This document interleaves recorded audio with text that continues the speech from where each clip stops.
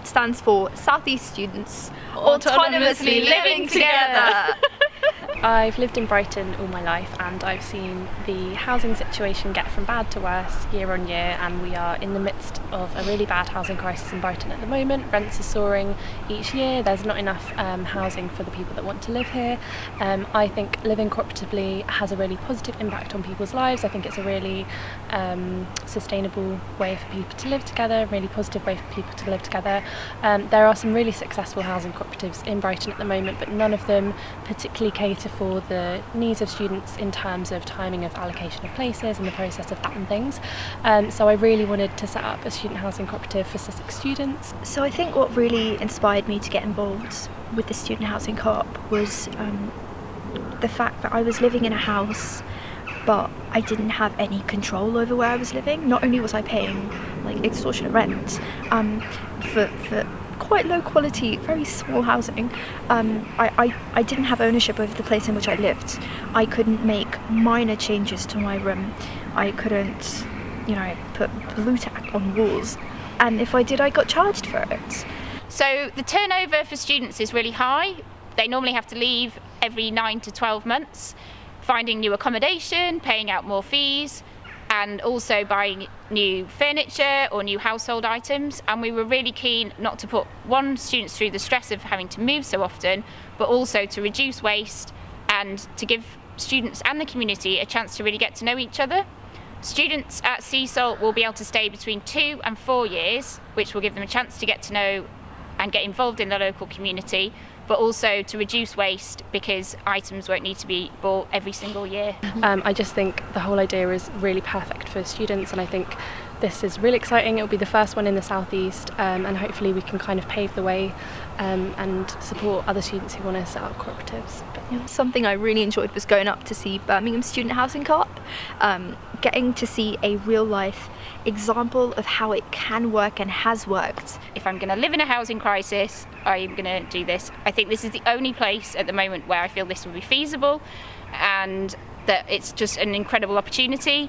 It is a lot of work, but you can change the future of housing, and the system is so broken that we need to change it. So I feel that the more you invest, the more you get out of it, and that being able to have your own autonomy to shape your future is just really powerful, and I would highly recommend it. I'm Polly from the Selby Housing Co-operative. We are 7 friends and we have 10 children between us. We currently own a 3-bedroom property in Coldine in Brighton, which we've owned since 2005 and long outgrown it.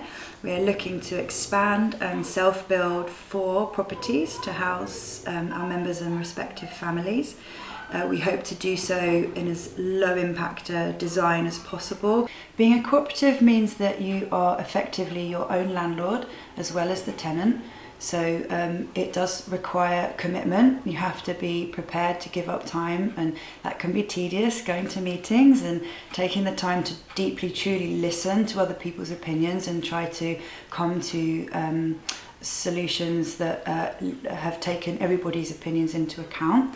But when you do get there, that strength that you feel that you have been heard, and in turn you genuinely understand where everybody's coming from, it's just so empowering. Living in this area is very expensive as a tenant, and 6-month and 1-year tenancies are frankly rude to families. I've had to move 3 times in 6 years with 4 children, and it was incredibly destabilizing financially, but also emotionally, really deeply exhausting and upsetting.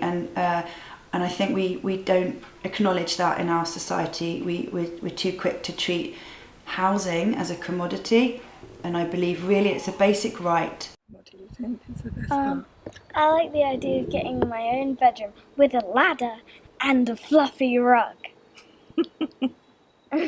What I like about working with community-led housing is you're surrounded by people who are basically practical utopians. They want to create ideal housing conditions and situations for people. They want to solve affordability, they want to solve the housing problem, and they're very focused on that end goal.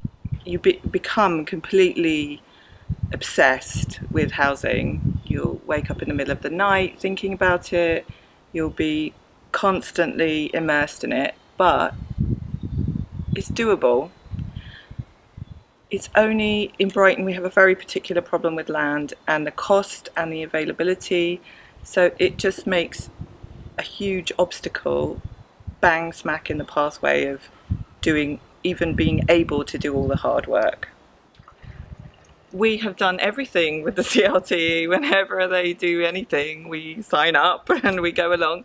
Workshops, trainings, speakers, the bus tour, which was awesome.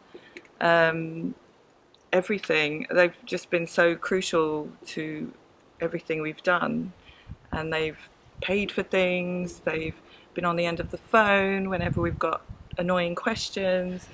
They've emailed us constantly, looked for land for us. They've talked to the council. They've done so much. It's just immeasurable, really. You're always on the phone to them. I'm always on the phone to them. So our housing situation is stable for now, but it's always that total anxiety about at any moment we could be given notice that we have to leave. And our landlady is quite elderly, and on our street about 2 years ago someone had been living there for 15 years and their landlord died, and the family decided that the house was worth a lot of money and turfed them out and sold it.